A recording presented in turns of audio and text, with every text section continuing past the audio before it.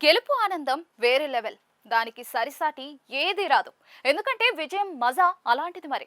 రెక్కల గుర్రం ఎక్కి చుక్కల లోకమంతా ఒక్కసారిగా తిరిగేసినట్లుగా ఉంటుంది.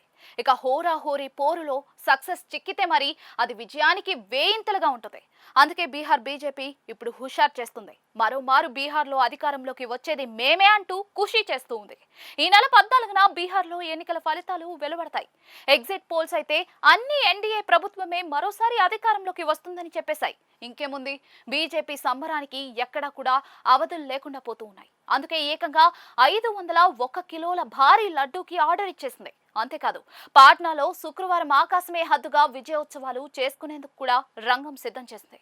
ఇప్పటికే పాట్నాకు చెందిన ఒక ప్రముఖ మిఠాయి దుకాణం యజమానికి భారీ లడ్డు తయారు చేయమని బీజేపీ నేతలు పురమాయించారట. ఆ విషయాన్ని సదరు వ్యక్తి చెప్పడంతో బీజేపీ ధీమా ఏ లెవెల్లో ఉందో అర్థమవుతుంది.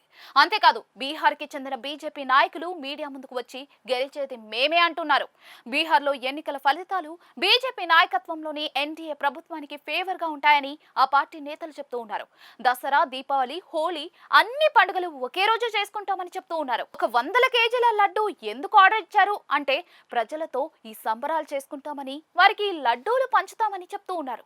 గతానికంటే ఈసారి పోలింగ్ శాతం బాగా పెరిగింది అంటే అది తమకు అనుకూలమని అధికార పార్టీ చెప్తూ ఉంది. అంతేకాదు, ఓటర్లు అంతా కూడా ఎన్డీఏకు బీజేపీకి అనుకూలంగా ఓటెత్తారు అంటూ ఉన్నారు.